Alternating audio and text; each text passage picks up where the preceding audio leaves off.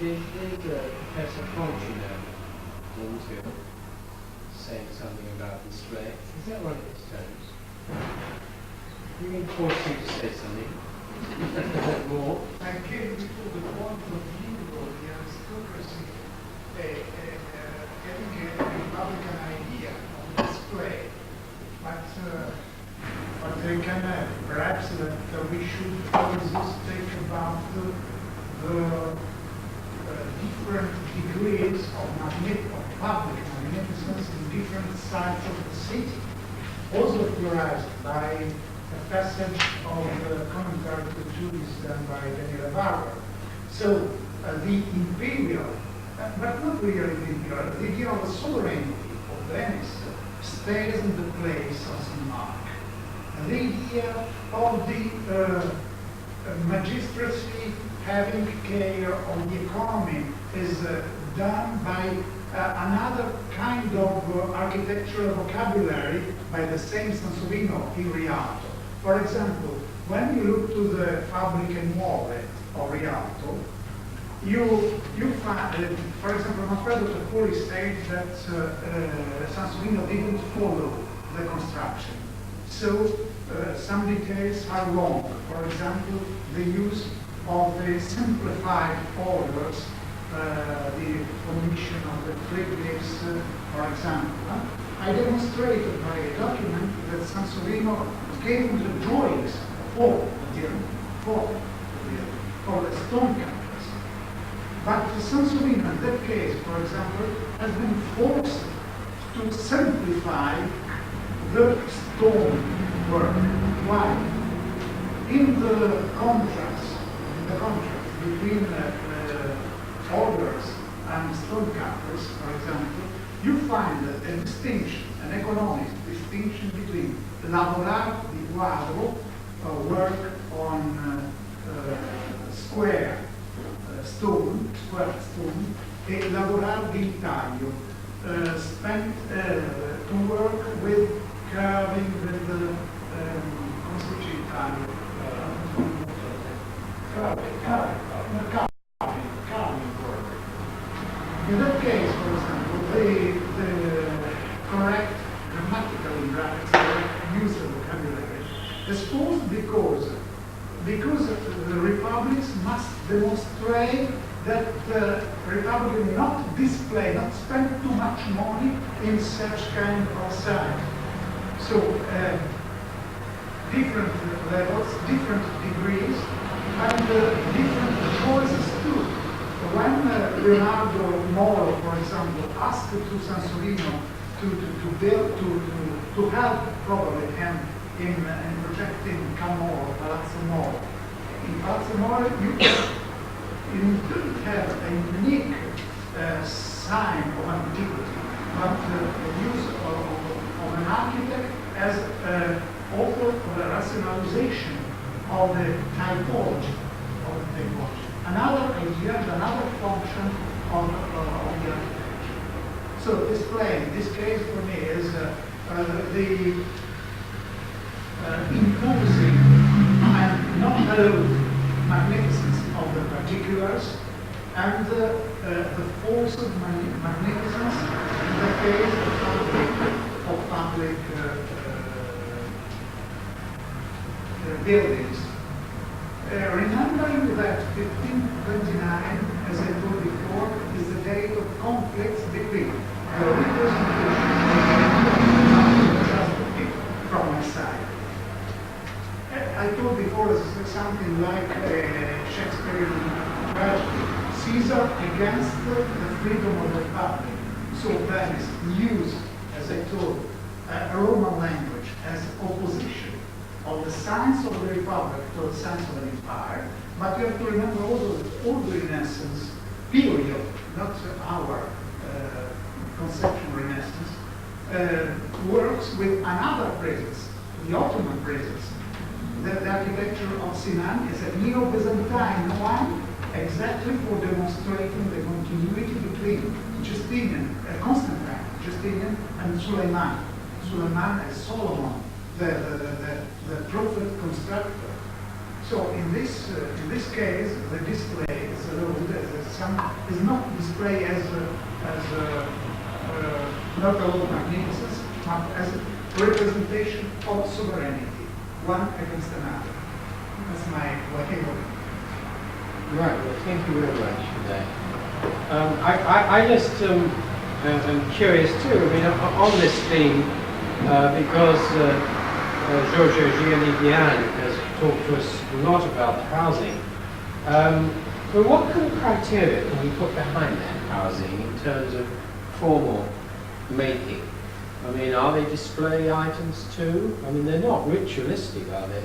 I mean, or are they? Is there another thing? Are we? Would you be talking there about the vernacular or something, or tradition of because you're dealing with often very impecunious productions? I mean, how would you describe those for many of the housing projects of the Sperli Grandi? Difficult. The variety is wide.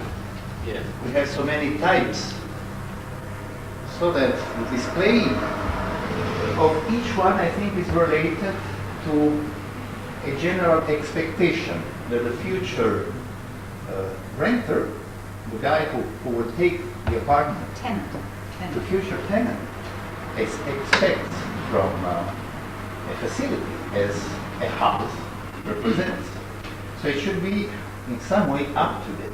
I'm talking about shopkeepers, I'm talking about artisans, I'm talking about that kind of middle class people which used houses as Castelforte San Rocco or Case Castello, not very rich, not very pompous, but with a certain degree of display, of beauty, of richness.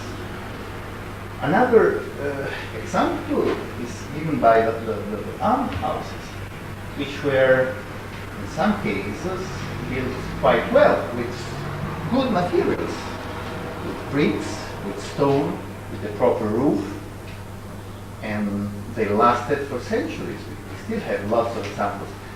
So in this case, for almhouses, I think the display is given by the fact that the house you're getting, you poor people, is a good house, is a place which can last for a long time.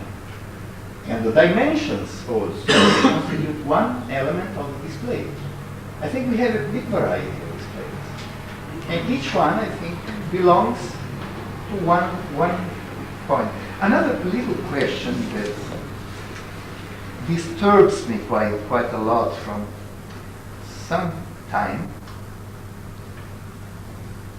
is related to the budget. How much money I am supposed to spend to create a good image of my fabric? For instance, Manfredo Tafuri, in his Venezia Rinascimento, I am quoting correctly, says that the Cadolfin, and Conchina showed us, the carving, the work of the stone is quite poor. The detailing is poor in some way. It doesn't fit with the general incredible, beautiful, rich, and displaying creation. My concern is maybe the problem, the practical problem, could play a role. Maybe the gentleman ran out of money.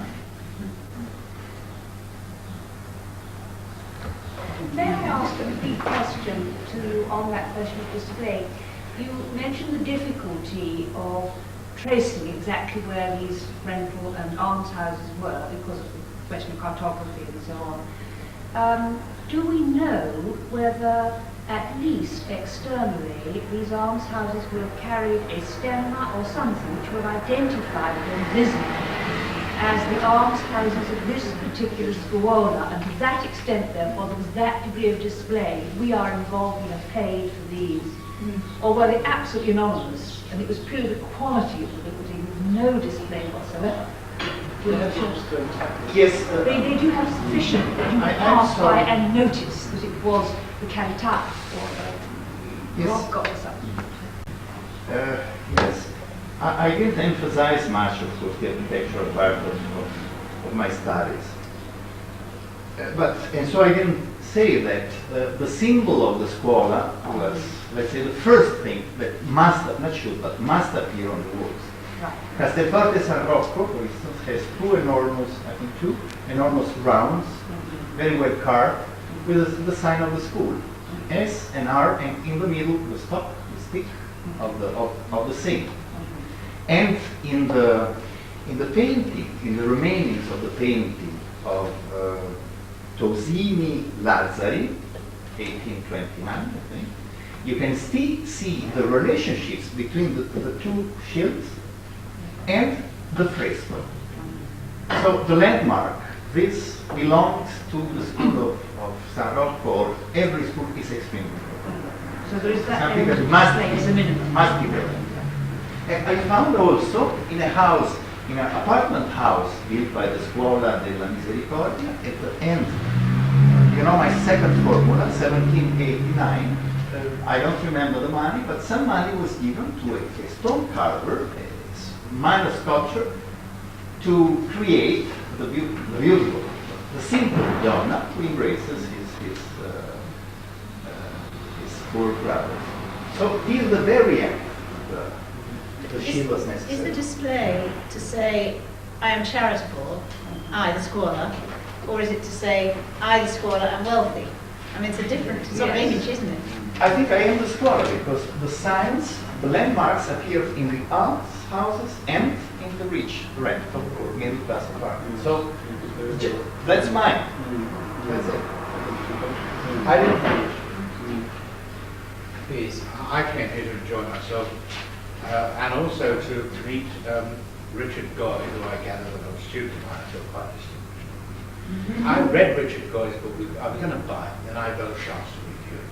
It's my sort of book, and I'd like to say how much I thoroughly enjoyed it. Those who haven't, get it. What's nice about Richard is that he I don't think he's a materialist either, but he helps us old materialists by explaining what things cost. We've heard a lot about ducats, but a ducat is actually equal to 300 quid today. So it means that Shylock lent Antonia £900,000, which is why the pound is so important. That's in my review, by the way. If you don't like my review, Rich, you better ring me tomorrow. We could change it. But what he explains in that book is the actual cost of building the House of Gold. It was actually finally over 2 million quids of expenditure. It was worth, and it's all about property and conspicuous show of wealth. This business of, what do you call it, display? It's display of wealth, basically. You see, the house, in a matter of 40 years, was worth £2,600,000. It's just like building in the City of London. There are many comparisons, I think, between the English and London and the Venetians and Venice. I've read James Morris's book with enormous glee because it describes the dissolution of Venice, which the dissolution of the British is following close down. But do read it because the price is more Stress the materialism of both. the materialism is favourite. But the other nice thing is that the workmen, like the chaps that were the bricklayer, was thirsty work in that heat, and he got a barrel of wine, which he was allowed to drink at a litre a day. What did the wine cost? About £2 a litre. Quite good stuff. I mean, I'm translating from, I hope Richard's ducats are okay, but I mean, it's translating Richard's ducats. And then what do they get paid, these workmen? Well, the bricklayer got paid the most, something like £100 a day. A good stonemason got 60 quid a day. What did the facade cost? Half the cost of the building. £500,000 quid. And it's no different to Broadgate, where the facades cost £600 a square foot. With that, I think, thank you for a very nice day. I wish we'd heard more about money values in sterling. Right. Do you have any quick response? I can't Give respond you- to Alan's highly flattering comments directly. I'd just like to raise a point that you raised earlier on, and I wouldn't like to lose it entirely, which is the question of how these spaces are used and how the urban... Speak up, sir. I think talking about Longyear was the closest probably we got, and your sense of place and of movement and traffic, I think, was a very appropriate word in a sense. That's an area in which I think we need to do a lot more work. I don't think we know enough about the real practicalities of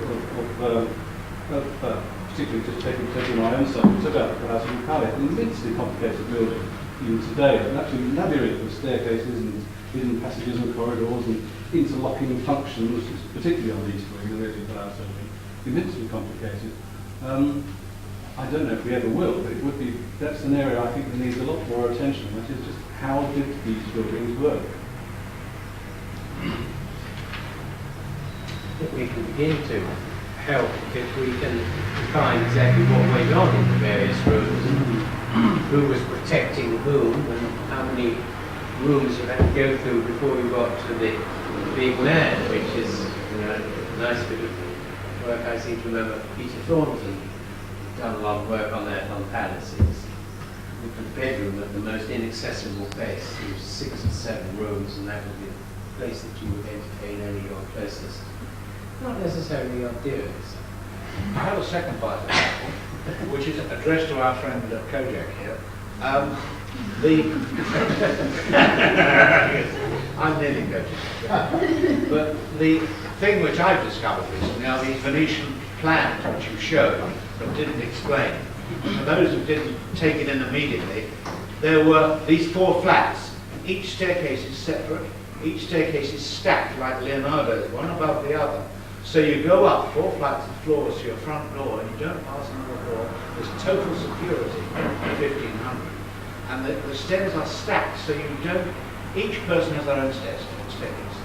And they're very, very clever interlocking stairs, which we haven't equalled. It would be ideal to live there today, because you wouldn't be mugged in your own apartment. Compared with the modern blocks, where you have one staircase serving 20 families, or you have to have answer phone, television, and all that. The Venetians have got it solved. What I'm curious about is who invented those plans. Do you think the Romans invented it, or somebody else, or do you think it was really a Venetian invention? These interlocking, these stacked stairs. Well, they are called Leonardesque, Leonardian style staircases. Do you think the Palladio calls them double stairs. They were used, for sure, in 1491 or 92. It's the Francesco Primo in Chateau de Chambord. Yes. But said to be built by French masons. Yes, but there is the name of Leonardo. This kind of stair is less than and spiral could be square spiral, could be just 2 flights of stairs across. And I apologize, I didn't talk much about the typology of those buildings because there's a friend of mine who heard me several times in Israel, in Italy, talking about this kind of stairs. So I would like to mother her. Thank you. I'm doing a book on stairs, and I've had to draw these plans. Tell me we can draw them and lay them on top of the other. They're really very clever. Yes, very much. And superb spaces that you get. Yes. Well, they are the same of the department stores. Yes. But there is just a wall in the middle. I think if you look at the, well, surely you have, if you look at the catalogue of the Pietro Palazzi, that's very good. It seems to show the complexity of all those staircases. I remember after hearing Professor Jenny Bian's talk a long time ago, I sort of felt that Le Corbusier at Unité, with his different staircases and his corridors at different levels, he hadn't got there first. It would seem to be all in the Venetian book. In fact, I could note that Palladio actually misunderstands the Chambord, publishes engraving of the staircase in Chambord, but doesn't get it right, it doesn't work on the illustration or the description. And in Inigo Jones's copy in Worcester College in Oxford, Inigo Jones notices that Palladio has got it wrong, writes a note criticizing Palladio. So it wasn't disseminated through Palladio correctly.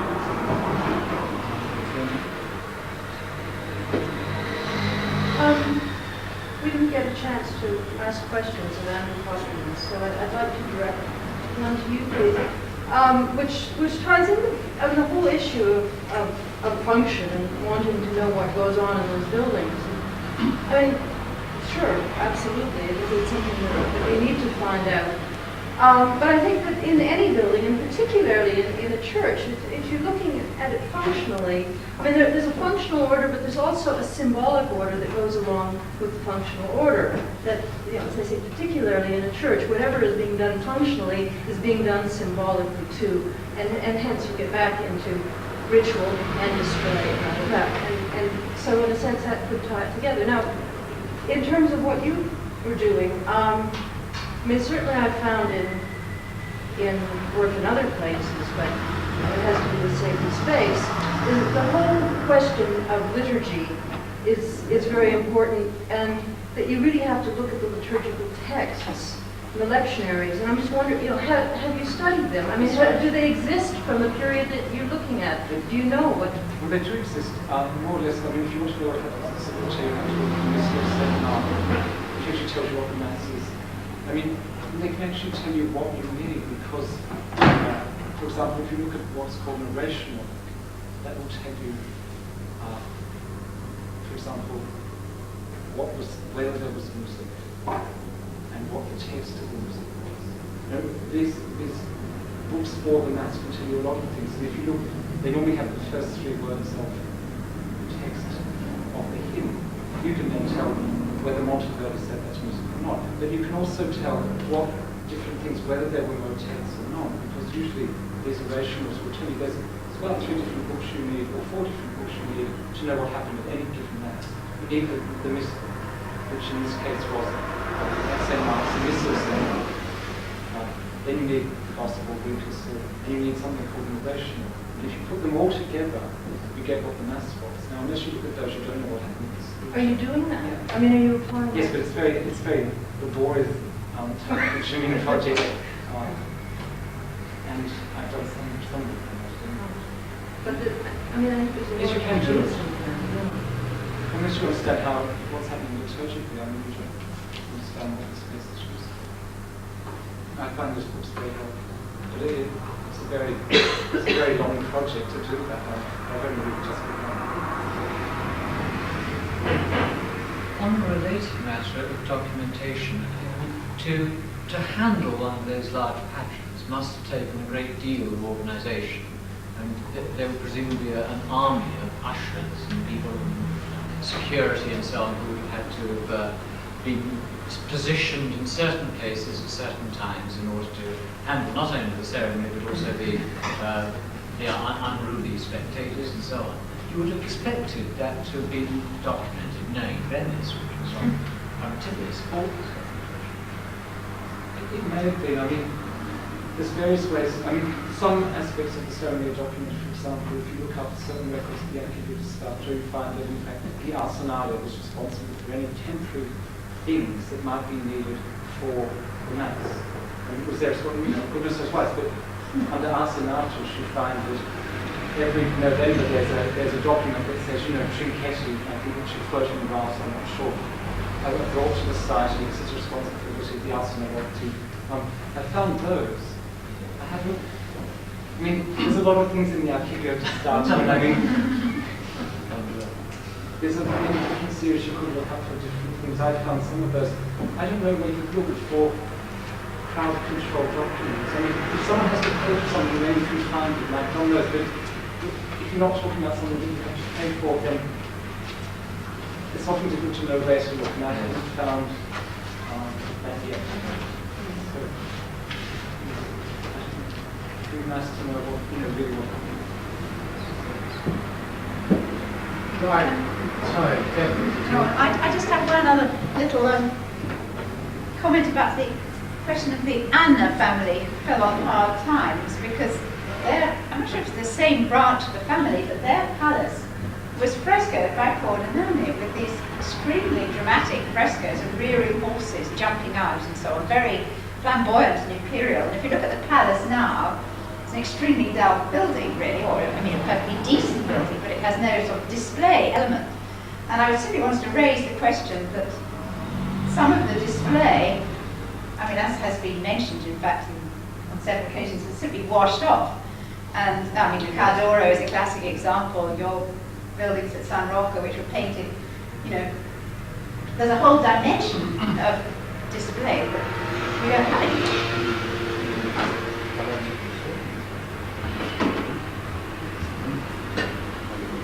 Right, well, I think we have got to a point now where maybe the momentum is not being sustained any longer, but there's good reasons for that. And I really think that it's time perhaps to call it to a close and to thank all of our speakers enormously for their tremendous contribution today, and also to thank our organisers, particularly Deborah and Margaret, for putting in so much work in getting the event together. Yes. Okay, well, thank you very much indeed. Thank you.